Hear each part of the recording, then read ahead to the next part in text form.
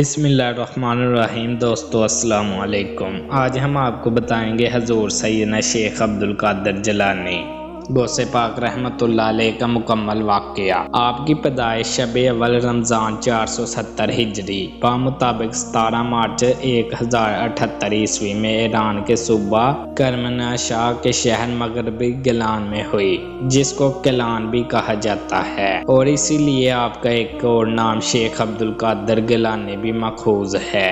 کہا جاتا ہے وہ جیلان بغداد کے جنوب میں 40 کلومیٹر کے فاصلے پر واقع عراقی تاریخی شہر مدائن کے قریبی شہر مغربی گیلان میں یا اس کے قریب عراقی گاؤں بیشتر میں پیدا ہوئے تھے۔ تاریخی کتب نیز بغداد میں رہائش پذیر گیلانی خاندان اس بات کی تائید کرتے ہیں۔ شیخ عبدالقادر جیلانی کا تعلق جنید بغدادی کے روحانی سلسلے سے ملتا ہے۔ شیخ عبدالقادر جیلانی کی خدمات و افکار کی وجہ سے شیخ عبدالقادر جیلانی کو مسلم دنیا میں غوث اعظم دستگیر کا خطاب دیا گیا ہے۔ آپ کی حالات زندگی۔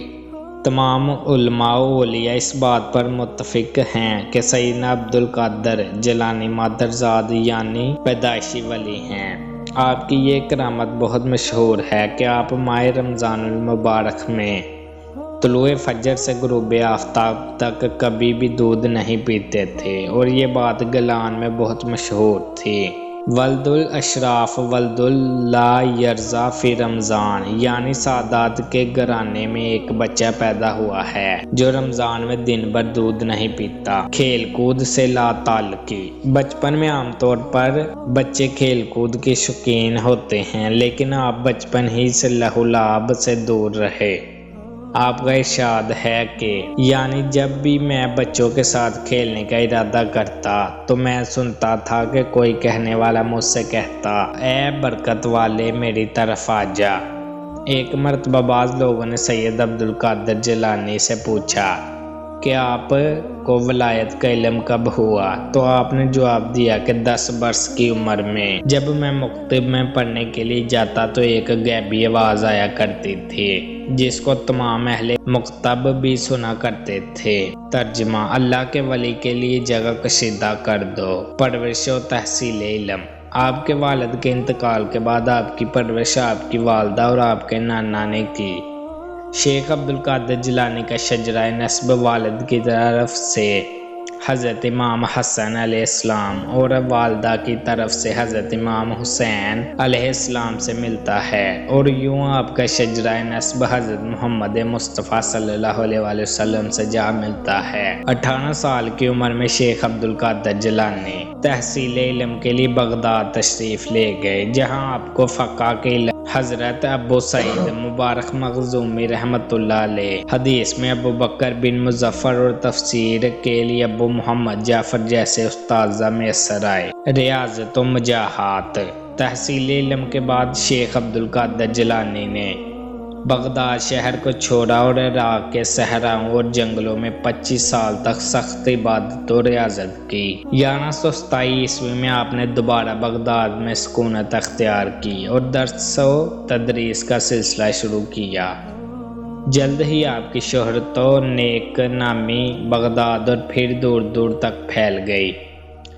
40 سال تک آپ نے اسلام کی تبلیغی سرگرمیوں میں بھرپور حصہ لیا۔ نتیجتاً ہزاروں لوگ مشرف اسلام ہوئے۔ آپ کا حلیہ مبارک: جسم نحیف، قد متوسط، رنگ گندمی، آواز بلند، سینہ کشیدہ، داڑھی لمبی چوڑی، چہرہ خوبصورت، سر بڑا، بہنوائیں ملی ہوئی ہیں۔ ازواج: شیخ عبدالقادر جیلانی نے مختلف اوقات میں 4 شادیاں کی، جبکہ ازواج زندگی کا آغاز 50 برس کی عمر میں سے کیا۔ ان کے نام یہ ہیں: سیدہ بی بی مدینہ بنت سید میر محمد، سیدہ بی بی صادقہ بنت سید محمد شفیع، سیدہ بی بی مومنہ، سیدہ بی بی صادقہ، اور آپ کی اولاد مبارک۔